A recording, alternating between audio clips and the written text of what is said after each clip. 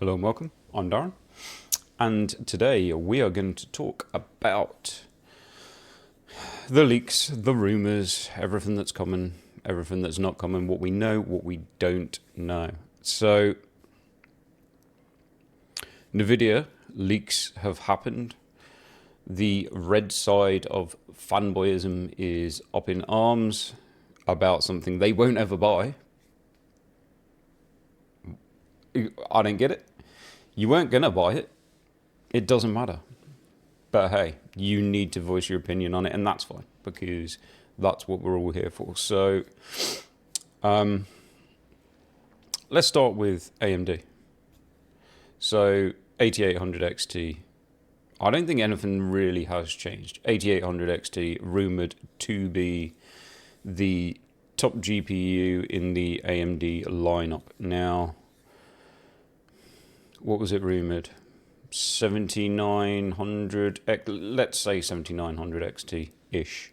I think it was somewhere in between maybe that and the XTX, but I think since then it's maybe fallen. The rumours have maybe dulled down a little bit. 16 gigabytes of GDDR6 and upscaler unknown. And that's probably the most interesting thing, because as far as it goes, we've heard a lot, well, certainly I've heard or read a lot of rumours that the RDNA 4 GPUs are ready to launch. Now, I think this has been going on for quite a long time. I believe the reason that the RDNA 4 GPUs haven't launched is because there is still so much stock of the RDNA 3 GPUs. And obviously that kind of points to, and the rumours point to, the fact that as soon as the RDNA 4 GPUs launch, the RDNA 3 GPUs purely will not sell. So obviously there are maybe some people telling you right now, go out and buy an RDNA 3 GPU. Make your own mind up on that. I'm not going to give anyone buying advice. Now, what I would say is, if you are in a situation where you are dependent on VRAM, you need a high amount of VRAM, you're not going to have a choice. Obviously, if the rumours are true with the 8800 XT having the 16 gigabytes of VRAM, and I believe it's supposed to have slightly slower VRAM like they put in the GRE, like 18 gigabits per second or something like that. How that will affect performance, who knows? Probably not a lot, let's be honest. But if you need more than that, then you don't have much choice. And you need to be aware that, as far as I'm aware, as far as rumours have pointed out, the XTX is no longer being made. I can only imagine the XT is no longer being made. I'd be surprised if any of the RDNA 3 GPUs are still being made. So once those are gone, they are gone. If you want to stay Team Red and you need more than 16 gigabytes of VRAM, then maybe an RDNA 3 is a good idea for you, and the prices are lower than they've been before. So is now the right time to buy it? Who knows? No one has a crystal ball. They might still be available when RDNA 4 drops, and when RDNA 4 drops, they might have a huge crash in price, or it could go the other way. It could go the absolute other way, that suddenly, because of that high VRAM allocation and people freaking out over how much VRAM they need, or basically they just actually do need it. You know, some people do need that 24 gigabytes of VRAM. You know, it's not just about gaming. So who knows? Effectively, they could end up going up in price. You don't know the way it's going to go. Nobody knows the way it's going to go. When it comes down to, I'd probably say the biggest thing, and this is where it's going to get complicated, and I don't know. I'm an RDNA 3 owner. So I don't know how this is going to go. And the biggest feature will be the upscaler, because we don't know a lot about it. Obviously, people are saying PSSR is going to be FSR4. I don't 100% agree with that. I don't believe that Sony haven't done something in-house in their own way. Now, I'm not saying that they obviously didn't take help, or it's not using FSR4, or maybe some. I'm sure it is using FSR4. Obviously, AMD have been involved in it. AMD make the hardware for all the consoles, so they're going to be involved in it, and in vice versa, I'm sure probably Sony might be involved in FSR4. Who knows? But as far as we've been told, I mean, when you actually look at the rumor of FSR4 and the way that they knew that they had to go down the AI upscaling route, and they obviously started this journey a year ago, whatever was in the rumor, the only thing that the rumor actually pointed to were mobile and power saving. So before people get overexcited over it, when you actually look at what that rumor was, it didn't particularly tell us a lot. Now, maybe there's some more that I'm not aware of. If there is, let me know. But as far as I was aware, that was about as far as the rumor had gone. And from a marketing and sales point of view, if there are people now giving the advice not to wait an RDNA 4 because it is going to give you nothing over what RDNA 3 now gives you, then think of that from AMD's point of view. AMD are about to crash and burn if you believe what you're saying is correct. If you're saying they're going into next generation with absolutely no reason to upgrade when you can buy a better GPU now at a better price in RDNA 3, where does that leave AMD? Because at the moment, they need to launch this GPU from bad sales. But you're saying that there's no reason to buy the new GPU and to stay with the old GPU. Now, to me, the reason that AMD could have to launch the new GPU could be the AI upscaler. That affects me in a negative way. So do I want that to be the truth? No. But I'm being realistic, and I don't know. My guess is something will be locked in to RDNA 4, and my guess is it will be the AI upscaler. I think they have to do the dirty. I think they have to do the same as what NVIDIA did with FrameGen. If not, I don't see myself, because going by the specs, I'd probably say the same thing. Yeah, just buy an RDNA 3. I mean, you do have some power saving. You will have an uplift in ray tracing. But at the same time, depending on how big the uplift is the card still powerful enough? Bear in mind that it has slower memory, and AMD tend to use more memory than what NVIDIA do. They tend to use, sometimes in games, it can be by quite a bit. They'll use a bit more VRAM. Is the ray tracing improvement even going to come into play in this 16 gigabyte GPU? I don't know. So I don't know.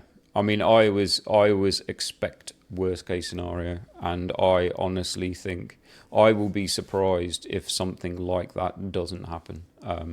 Yes, we know that the RDNA 3 GPUs, certainly the 7900 XT, they probably have more as it goes higher up the stack. So I don't know what they would have in the way of AI accelerators down in your lower stack, but obviously when you get to the XTX, there is a certain amount of AI accelerators.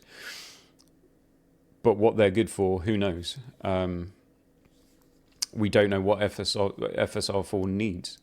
So without knowing what it needs, do we know that they are good enough, or if they're capable of doing the job? Obviously, NVIDIA have been, improving their AI hardware within their GPUs to obviously cope with the newer programs. So obviously they didn't have they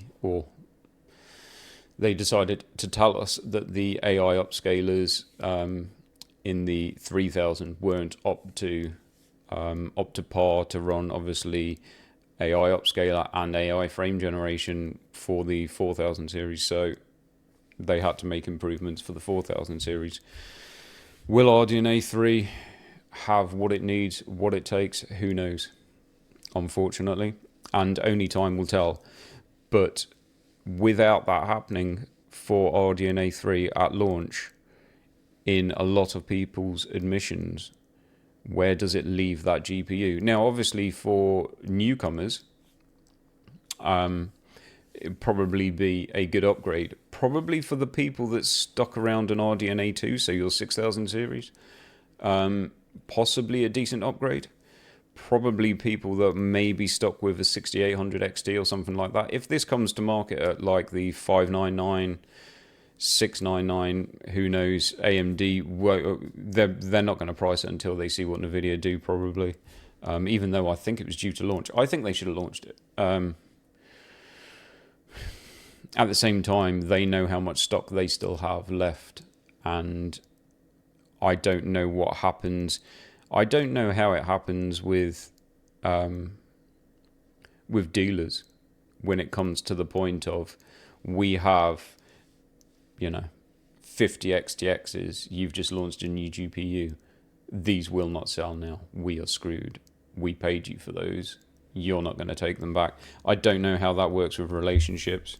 So very hard to say at that point. So obviously that's where we're at with AMD, NVIDIA. And the VRAM wars have started because NVIDIA can't help themselves. They have to do it every time. So what have we got? 50, 70, 12 gigabyte. Rumored. Probably likely. 4080, 5080, 16 gigabyte. Rumored. Probably likely. And obviously 5090, 32 gigabytes. I don't know. Maybe. Out in a complete world of its own, top of the table, will destroy everything, but unfortunately put me in a position, personally myself, of, I don't want 32 gigabytes of VRAM. I have no use for 32 gigabytes of VRAM, and I certainly don't want to pay for 32 gigabytes of VRAM. What I did want to pay for was I don't really want a 24 gigabytes of VRAM 5080 either. 20 gigabytes of VRAM would have been fine. I would pay for that GPU. I would pay the extra over what will possibly be the price of the 5080. I will happily pay an extra £100 or whatever to have the extra bit of VRAM over the 16 gigabytes. And the reason is I do play at 4K. And I want to cover myself. 16 gigabytes, is it safe? So far, yes. Will it be safe going forward? I don't know, unfortunately, is the answer to that. And I'd like to probably cover myself in a way that I don't have to care about it. Now, obviously, the XTX that I'm running at the moment with 24 gigabytes of VRAM, I don't have to care about that anymore. With the 4080 Super, do I have to care about it? I don't say I worry about it, and from what I'm concerned, I've had my run with that GPU now. It's been brilliant. What happens to that GPU in the next couple of years, I'm probably not so worried about now. Did I worry about it at the time? No. Would I worry about it going into the future? 16 gigabytes of 4K. When you're trying to crank on ray tracing and all the rest of the features, it does get tight. So going into the future, would I be overconfident about it? Maybe not. So pricing. I think what we'll do is, because I was just looking at a video and I don't want to get the leaks wrong, so I think we'll move to the desktop, and then we're going to move to some graphs, and we're going to put all of what we're talking about into context in recent benchmarks, and then try and figure out where we're going with pricing and so on and so forth. So I was just looking at, I think it was Luke Stevens.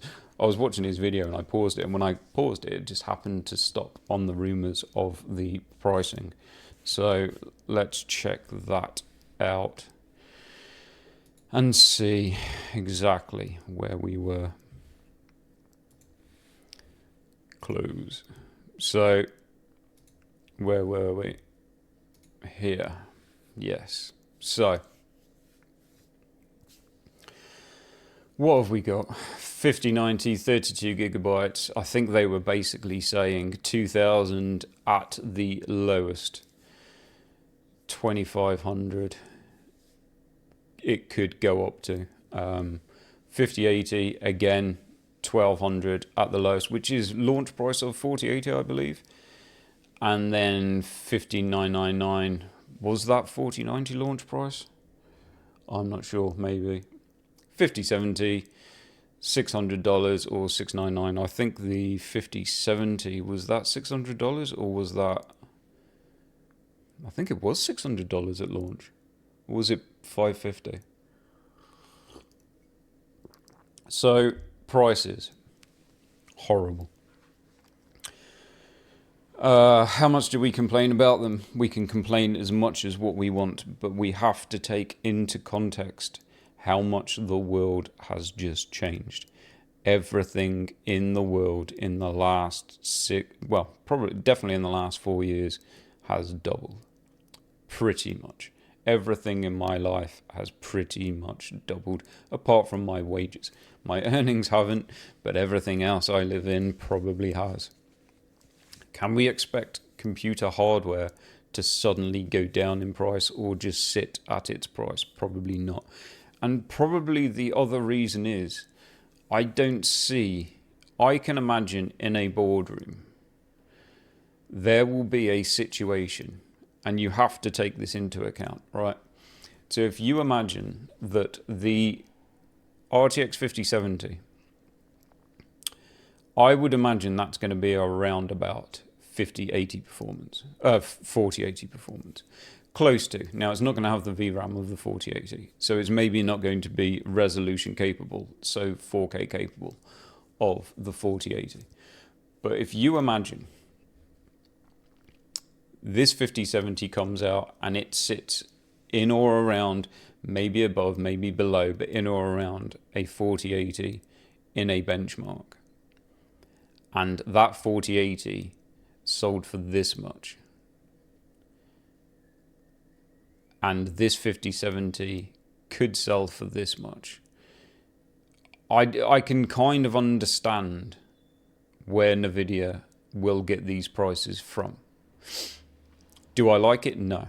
But can you imagine a point where the techs go to whoever it is, their manager at Nvidia, and say, 5070's done, checked it out, looks good, we're around 4080 performance.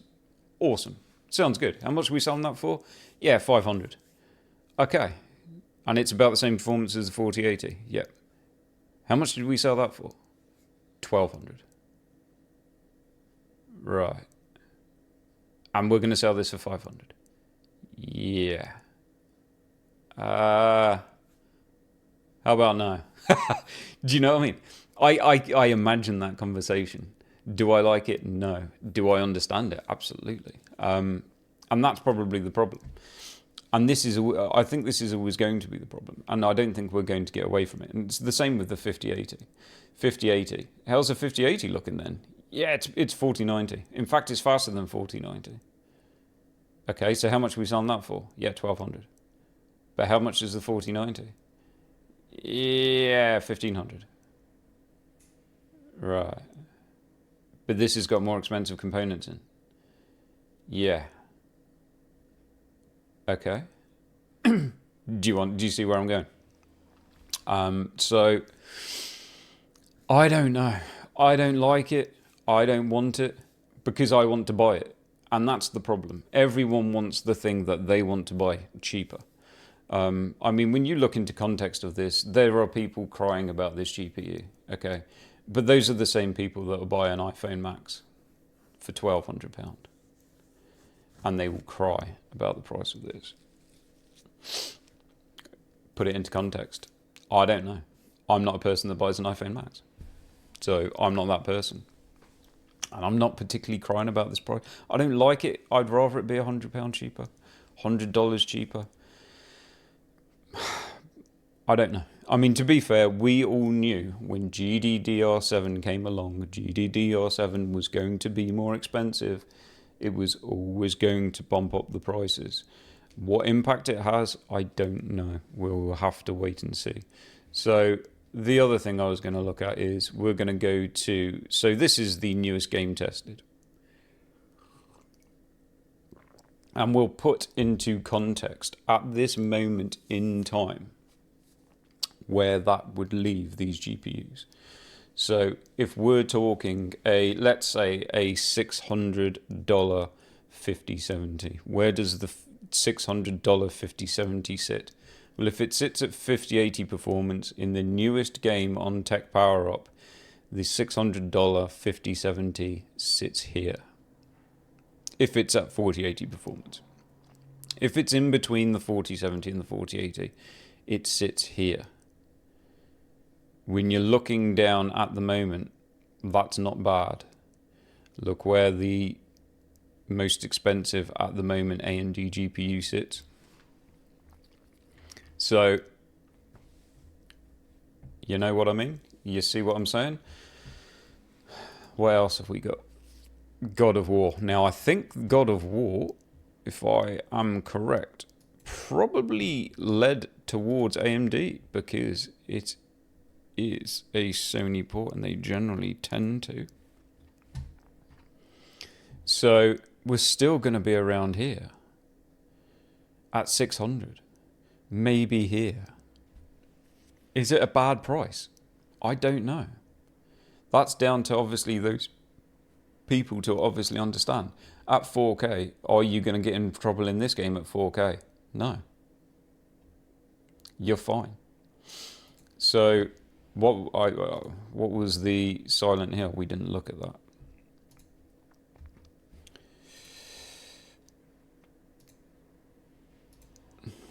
No, that's not what I wanted to look at. Back. Performance VRAM. So, in Silent Hill, what have we got here? Epic plus RT. You're fine. Will you be fine in every game? No, you won't be fine in every game. 12 gigabytes is not fine in every game at 4K.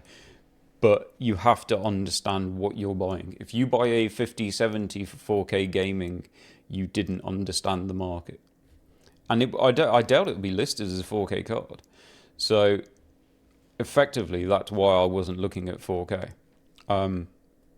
At the same point, I read a comment yesterday about, I think someone saying people need to understand how VRAM is so important, and high amounts of VRAM is so important. And yeah, it is for those people that need it, but it's not for the people that don't. So you can't create a market where you're going to say that every GPU needs to cost £1,000 to manufacture because it has to carry 24 gigabytes of VRAM. There are people that want to have an extremely fast 1080p card or an extremely fast 1440p card that will probably turn down every single detail to low so that they can play at the highest FPS possible that they can drag out of their GPU. You can't tell those people that they suddenly need to spend an extra £500 on a GPU so it's got 24 gigabytes of VRAM because that's what suits you and the way that you play. Now, I need VRAM because it suits me and the way that I play, but that doesn't mean that every single GPU that comes to market has to have a huge amount of VRAM because there's a lot of people that don't want to play that way. They don't want to buy something that they don't need. So there's kind of that's the thing with PC gaming. People play in multiples of different ways. So what suits me or what suits someone else won't suit the third person or the fourth person or the fifth person. And you can't expect people to obviously pay for stuff that they don't need. I don't see a problem with people or with NVIDIA or AMD doing cheaper versions with lower amounts of VRAM if that has a market. And I'm sure it does have a market. I'm probably sure it has a market with the esports title players that probably play at lower resolutions, they play at high FPS, and they turn every single setting to low, shadows off, everything off. Those people do not want 24 gigabytes of VRAM. They don't want it, and they certainly don't want to pay for it. So there is a market for that. Those people probably should have something that's available to them. So we'll have a quick look at a couple more while we're here. And then we'll probably... So, I mean, what were these like? Nope. I keep clicking on the wrong one. And you have to remember what we're looking at right now is, bear in mind that we're looking at, you're comparing obviously these things to, again, it's going to be around here at 1440p. Now, it's going to be where when we come to RT? Is there RT? Yeah, there is RT in this game. Did I just go past it? Or did I not? What is this? Oh, we did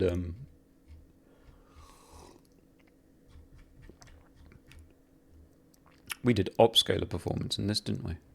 So again, and when you kind of look at that and you think, okay, so at 1440p with upscaling, this is where it's probably going to land. If this is where the 5070 lands, and that is using upscaling, so that unfortunately is then going to have an advantage over the XTX and the XT, which is still stuck on FSR. Now, if they get an FSR4 boost, then they might come to parity. But if they don't get an FSR4 boost, then who knows? Did they not do? Oh, there's a path tracing. Oh, God, that was brutal. So, yeah.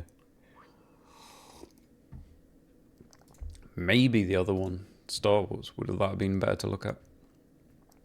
Who knows? But anyway, you can kind of see where I'm going. Is the 5070 a good buy? Who knows? You have to wait and see when it comes out. You can't go too much on a rumour. You have to see the benchmarks, and you have to see the performance. Now, this game uses a lot of VRAM, so you are definitely... This would be where it would have a problem, because realistically, it's not going to do 1440p Ultra, which is a bit of it. Why are they doing that? Oh, so 1440p very low. It's a shame they didn't do a in between. Now, how this came into upscaling, I don't know. I should have checked. What I should have done is check the 4070. Because this is where the 5070 will come on stock in this type of game. But in the same time, I'm not quite sure how this game worked. As in, I don't know if it's still like this now. And what it didn't do is run badly. It just suffered from more texture popping when you run out of VRAM. I think this game reports VRAM in the kind of same way. Yeah, it says there, in a very kind of same way as to what Avatar did. So it's a game that will take a lot more VRAM than maybe what it will use, but then it won't kind of show VRAM issues as much. So, I mean, this is probably a good game to show you that maybe even, I think 4K Ultra, you're safe with 16. See, this kind of says at 4K Ultra with RT, you weren't safe at 16, but I did see a lot of 4080 players play this, and it was fine. So that could be a bit of an interesting one. I remember reading about it, and I don't think it's quite as clear as day, because I don't believe at any point it takes 21 gigabytes. Well, I'd imagine it takes it, but I'd imagine it nowhere near uses it. So I think that what they show on here is allocated rather than used. So probably a bit of an awkward argument, but anyway, there we go. That's kind of my thoughts on the GPUs coming forward. I wouldn't give anyone buying advice. Absolutely no way. It's not what I'd do. It's not what I intend to do. I never intend to give anybody buying advice. Go by what you think. But like I said, at this moment in time, would I buy a GPU now? No, because if I would, then I probably would have. I do have a system down there that's kind of waiting to have a GPU put in it, which I intend to use for benchmarking, basically. And I did very close think to buying a 7800 XT, which was on a really, really good deal not long ago. And then I think I saw a 4070 Super on a really, really good deal not long ago. And I thought about it for about 5 minutes. And then I decided that it would be stupid to buy anything this late in the generation. Like I said, I bought my 4080 very early in the generation, and to this obviously makes it to Christmas. It's done me good. I've got my money's worth of it. 7900 XTX, I didn't buy as early in the generation. I bought it probably maybe going on 6 months ago now. Now the wheels might fall off that quicker. If the 8800 XT gets close to it in performance, has an AI upscaler and beats it quite comfortably in RT, and then beats it on power consumption, then unfortunately the wheels on the XTX fell off a lot earlier. But then that's because I bought it later in the generation. If I would have bought it early in the generation, then I would have got my more money's worth out of it. The only problem you could say is right now, if I would have bought it early in the generation, I would have lost a bit more money on it compared to what the price is of it now. Whereas with the 4080, it still sells for about the same price, which is remarkable to think that they did a 4080 Super that was actually cheaper. But for what I paid for my 4080 when I paid it, I'd still be paying the exact same thing if I was to replace it now. So, yeah, that's about as much as I have to say on GPUs at the moment. Do I like the price of them? No. Do I like the specs of them? Like I said, going by what I bought this generation, I was probably going to buy a 5090 and call it quits at that next generation. The price of it and the fact that the price of it is hiked up by the fact that it's rumored to have 32 gigabytes of VRAM is become unappealing to me, as I don't want to pay for that much VRAM. And unfortunately, the next card down in line is quite a way off. So do I buy? At the moment, I'd probably have to say I'm going to have to sit and wait for a 5080 Ti or a 5080 Super and see if something comes along with a 20 or 24 gigabyte variant. That will probably be my option going forward. If a 8800 XT is launched and it is very cheap, I will possibly buy one to check it out, especially if it does come tied with an AI upscaler. And yeah, that's about it. That's about all I have to say at the moment. Intel, AMD, I'll probably buy a new Intel CPU. And I know that people have already said that it is terrible, but I'm going to be honest, I've used Intel for the last couple of years. I've just obviously moved to AMD. 7800 X3D is brilliant for gaming. For everything else, I find it kind of meh, I'm going to be honest. Slow boot up, slow application launches. The computer just feels slow. Now, compared to the 13700K that I'm running, that computer feels so much faster.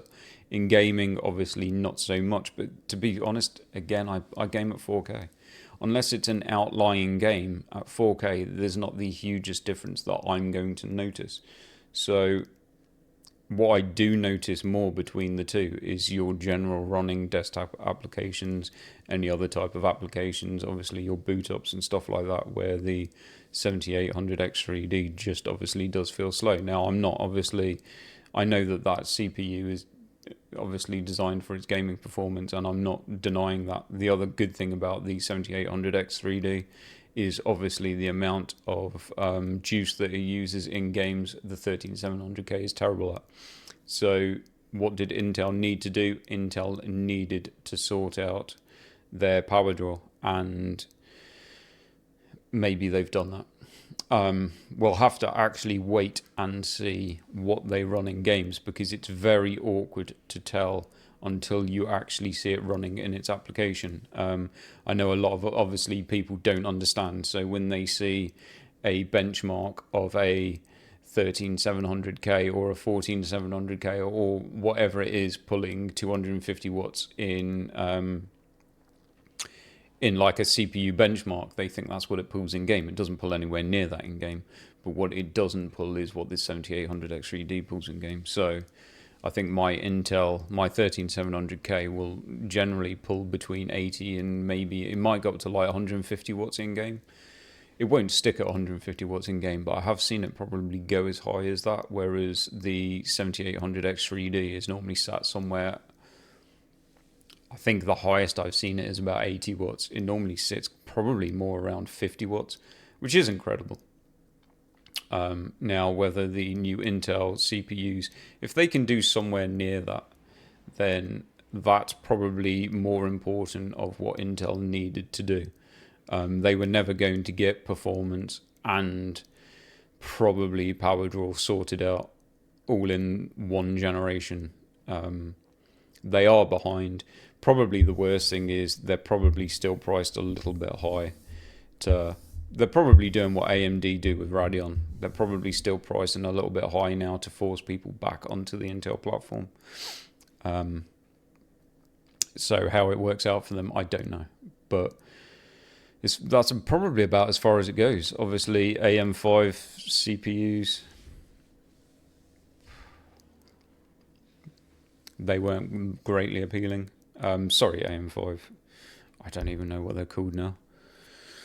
That's how much I probably take notice, and I'm still pretty tired, but the newest launch, whatever they are, the 9000, is it 9000 series? CPUs from AMD. Expensive, probably, for what they are. They seem very expensive at the moment. Whether that will drop compared to what you're getting on the 7000 series CPUs, doesn't seem worth it at all. So not really much to say on those what haven't already been covered, and that's about it for the moment for me. This video's gone on way too long. It's kind of my thoughts and stuff at the moment, a bit of a ramble, unfortunately. I haven't done this type of video in a while. I've been more interested in sim racing, if I'm being honest, so I'll leave it there. And if you liked, then give me a like, and I'll catch you in the next one.